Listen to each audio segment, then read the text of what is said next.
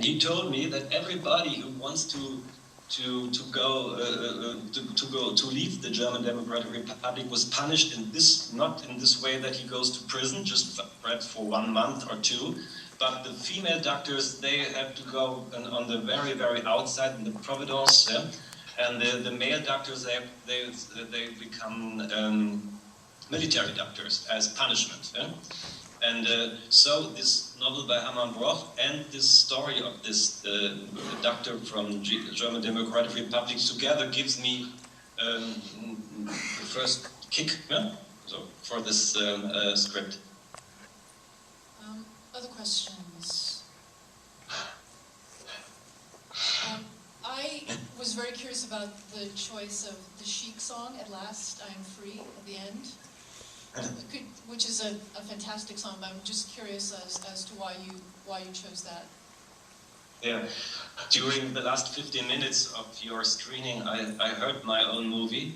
Yeah, I can't see a picture, and then I expected the song by Chic. It was a very strange situation because you can hear the audience of this live concert from Chic and your audience here, yeah, together.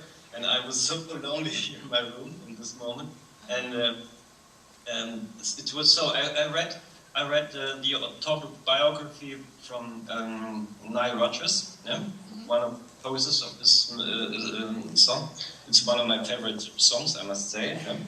And in his biography, he told us he had written down this thing which happened in the 70s in the United States. That I think during baseball, in the baseball stadium, the DJ of this baseball match said that on the next day all people will bring their disco records to the stadium. Yes, this is a famous anti-disco demonstration in San Francisco. Yeah, that's right. And he said this is the same thing that like the things the Nazis had made with the books, yeah, into the fire. So he made out of this song At Last I'm Free. He makes a new version, yeah? And this is this live version, which changed into a gospel at least. Yeah? And for me, everybody in Germany, so at each advertisement, each commercial, they said the word freedom and be free to choose your mind, your gas station, be free to choose your restaurant or your cell phone provider or something like that, and everybody has forgotten what freedom is. It's a elementary feeling, yeah? And at the end of this gospel version of a disco hit by Chic, yeah? I feel it. I must say, a little bit hippie way now, or emotional way, when they said to see the sun, to feel the air, like the drops come down on everybody or everyone. These are so simple and so great terms. So I was so excited to choose it at the end of the movie. The producer who said it's very expensive, and it was right, it is very expensive, yeah, to choose it. They said, please, let's take Nina Hoss, Chopin Nocturne, yeah, at the end of the movie for the credits. And I said, no, this is, then Barbara has won the freedom by herself, yeah? Yeah. If you use Chic, yeah, it's something we have to fight for. Right. No, it's in a very powerful way to end the film. Other questions? Yes, there's a gentleman here in front.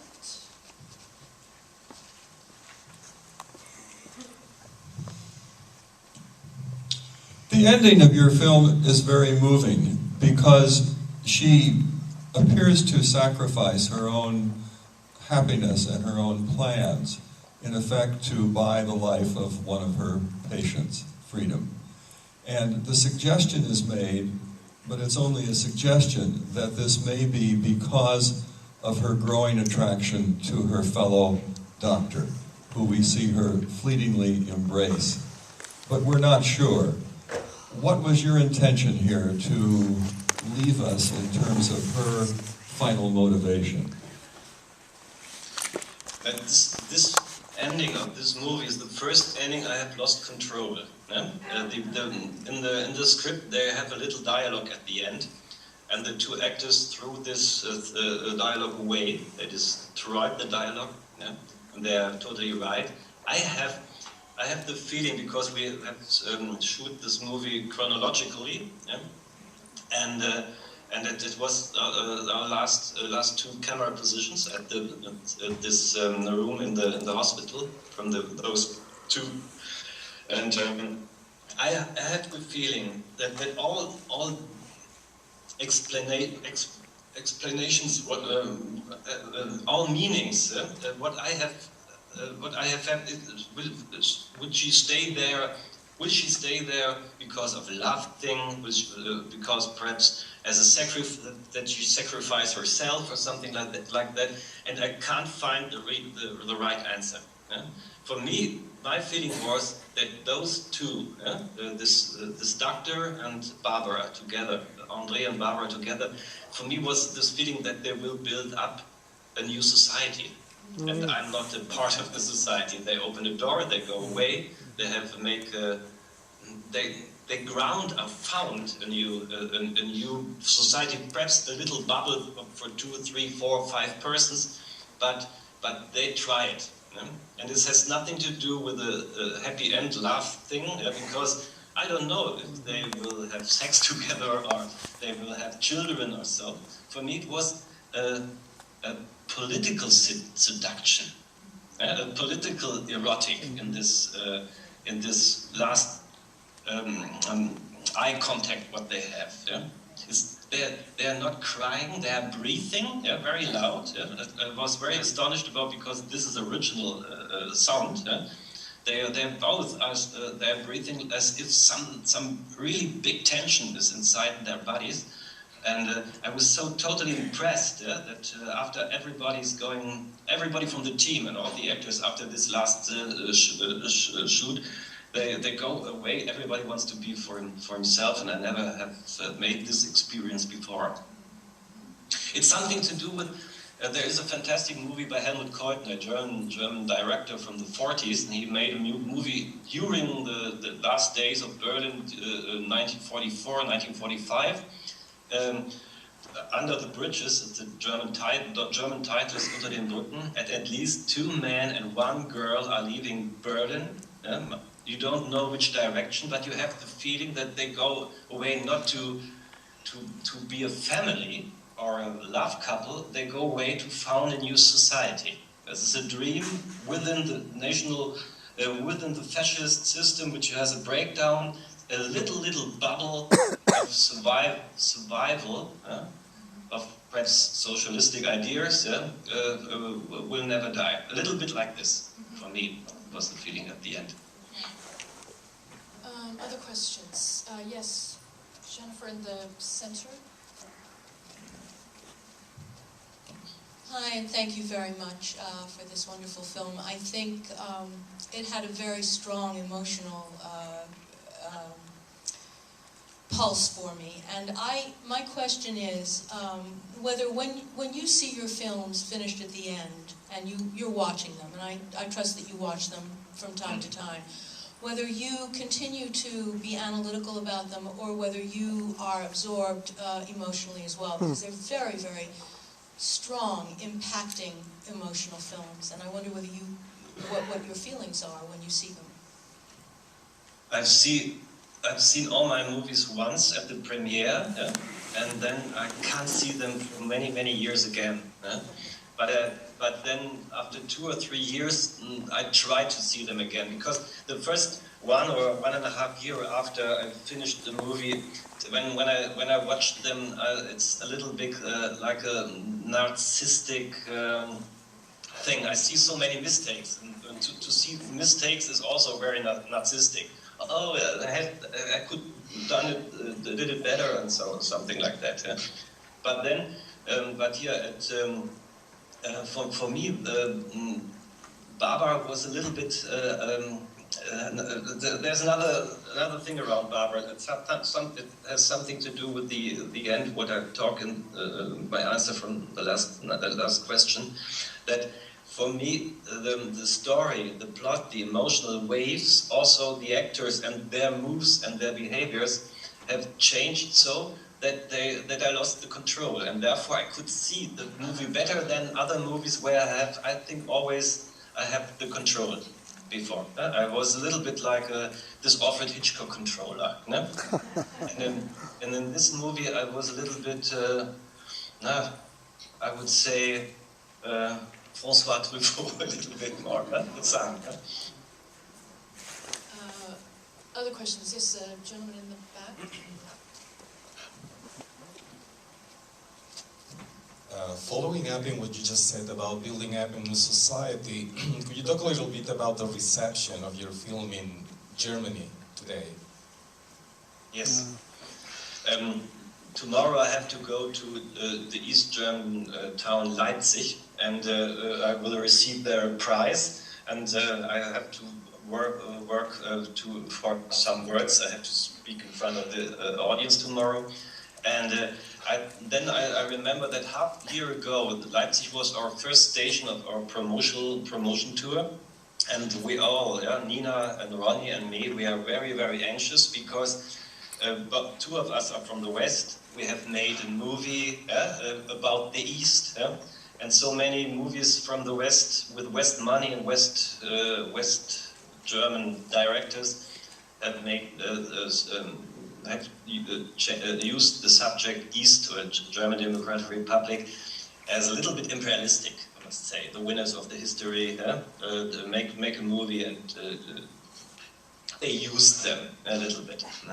And so we are anxious, and the reaction was very, very interesting, because the people said always very emotional. The audience said it was exact like in the movie, the Stasi or the police and the officers and the fear in this country. And the other group said the first movie I've seen that where you can see the German Democratic Republic as a little bit it's a good country, like not a paradise, but you can live there very, very good. There is no finance crisis. There was no finance crisis. In the hospitals you have four doctors to one patient. And it was socialist. The socialistic alternative was very good, and it was destroyed by the West. And so we have both reactions, and this I like very much. We have many, many very tensioned and suspensioned discussions there. Other questions? Yes, woman here in the black. Yes, just wait for the microphone. Please speak into the microphone.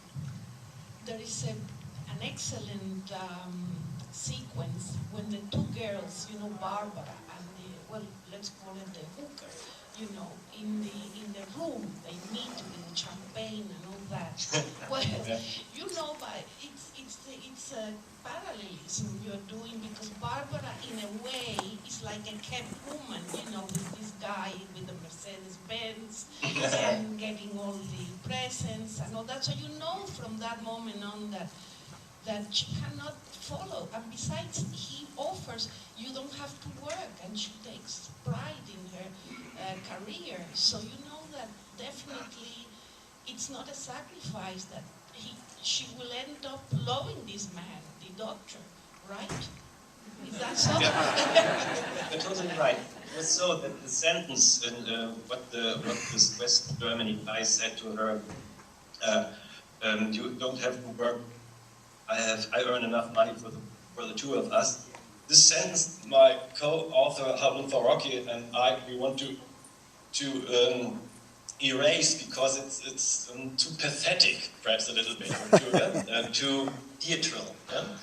And then all women who have lived in the German Democratic Republic said, "You're crazy. This is the most important sentence, because this is the relation, and this is the male imperialism. What you can and it's a male imperialism who looks hedonistic. Who said you can sleep the whole time through. But in reality, there are so many West German women who are living in suburbs, and the Asian girl is coming, and they can choose some things from the internet, yeah, and they can make a Tupperware party, yeah, but and could be soccer bombers later, yeah, but they are not free. Yeah? And the women in the German Democratic Republic, they worked, yeah? And they are really, really equal to their male colleagues. Yeah? And this was very important. And the other thing is, everybody who's a doctor in the German Democratic Republic is also a member of a class, of a bourgeoisie. Yeah? And in this hotel room, there's a little girl. I think she's hairdresser or something like that. This prostitute girl, yeah? And both women are sitting on a bed with a champagne glass, yeah? And both are in this situation. Yeah? They are, there is no class anymore. Both are women, and the men are the people. The people who have the power. Yeah? And in this moment, I think Barbara knows that there is no alternative to change the place and go over the border to the best capitalistic system. Sadly, that's all the time that we have.